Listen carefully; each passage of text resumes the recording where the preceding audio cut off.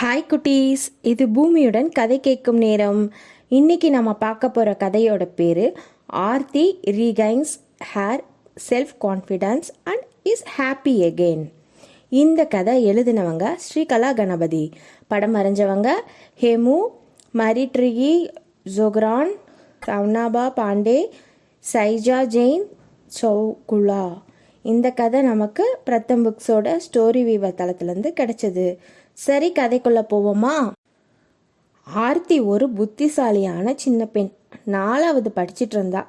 அவளுக்கு ஒரு தனித்துவமான விருப்பமும் அதில் அவளுக்கு திறமையும் இருந்துச்சு. அவளுக்கு கர்நாடக சங்கீத பாடல்கள் பாடுவது ரொம்ப பிடிக்கும். ஒரு நாள் அவளோட நண்பர்கள் அவள் பாட்டு பாடுறப்போ கிண்டல் பண்ணாங்க. இது அவளை ரொம்ப பாதிச்சுது. அவளுக்கு ஒரே சோகமாக இருந்துச்சு. ஆர்த்தி ரொம்பவே மனசுடைஞ்சு போயிட்டா. குட்டீஸ், உங்களோட திறமையை நீங்கள் வெளிப்படுத்தும் போது யாராவது உங்களை கிண்டல் பண்ணுனா நீங்கள் எப்படி உணர்வீங்க?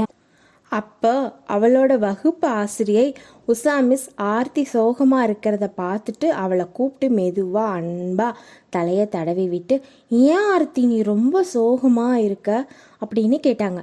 ஆர்த்தி மெதுவாக சொன்னா, மிஸ், எனக்கு கர்நாடக சங்கீத பஜனை பாடல்கள் பாடுறது ரொம்ப பிடிக்கும். ஆனால் மறுபடியும் என்னோட நண்பர்கள் என்னை கேலி செய்வாங்களோன்னு பயமாக இருக்குது. அதனால் இனி நான் பாடவே மாட்டேன் மிஸ் அப்படின்னு சொன்னான். எனக்கு சந்தேகமாக இருக்குது, நான் நல்லா தான் பாடுறேனா அப்படின்னு சொல்லி முணுமுணுத்தா. உஷா மிஸ்ஸுக்கு ஆர்த்தியோட பிரச்சனை புரிஞ்சுது. அவளுக்கு அவளோட சுய சந்தேகம் மைண்ட் பிளாக்ஸ்லேருந்து வெளியே வர்றதுக்கு உதவி செய்ய நினைச்சான். ஆர்த்திக்கு இது ரொம்ப ஊக்கமளிக்கக்கூடியதாகவும் மகிழ்ச்சியாகவும் இருந்தது. மிஸ் உஷாவோட நம்பு, உன்னால் செய்ய முடியுங்கிற தன்னம்பிக்கை வார்த்தைகள் அவளோட பயத்தையும் சுய சந்தேகத்தையும் போக்குச்சு. அதுக்கப்புறம் அவளுக்கு ரொம்ப பிடிச்ச பாட்டை தினமும் அவள் ரொம்ப ஆர்வமாக விடாமல் பயிற்சி செஞ்சிட்டே வந்தா. ஆர்த்தி அவளோட பாட்டு பாடுறதுல இருக்கிற சந்தோஷத்தையும் அது கூடவே அனுபவிச்சா. மெதுவாக திரைத்துணி மேலே போகுது.